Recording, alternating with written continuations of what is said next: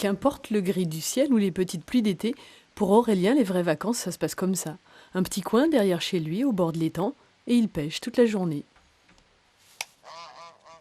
Si on voit qu'au début qu'on est sans amorce et qu'on a déjà une touche, c'est souvent qu'on en fait.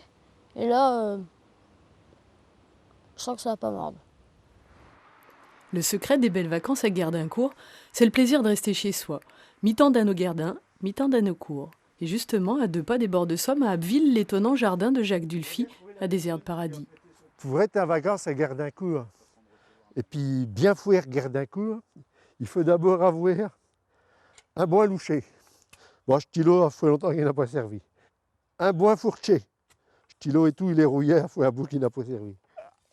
Un bon ratissoir, un hoc, un cron, français. Stylo, il a servi à faire du fumier, un gêne point. Mais est essentiel qu'il faut surtout avoir une bonne chaise, s'assurer dessus, puis n'a rien à faire.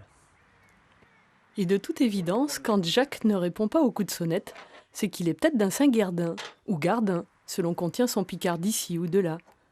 Alors, chez Jean du Vimov, on dirait que ma casserole, tu n'as pas écrit Gerdin, mais gêne point, parce que nous n'avons pas de plage. Ouais, bien. Ici, nous sommes à Bresle, tout petit village proche de Corbie, si bien caché dans son vallon qu'on dit que les Allemands ne l'ont jamais trouvé pendant la guerre. Lui, c'est Thiodave. Il se dit guide de village. Son idée, c'est de montrer aux gens le patrimoine qu'ils ont chez eux, sous les yeux, sans le voir. Quelquefois, on ne s'en rend pas compte et il y a aussi des monuments qui disparaissent parce que les gens ne savent pas ce qu'ils ont dans leur propre propriété.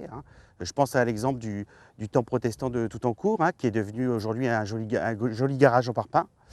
Parce que les gens ne savaient pas que cette grange entorchée qu'il y avait à Toutencourt, c'était en fait un temple protestant, quoi. Et c'est vrai qu'il y a des richesses et des histoires partout.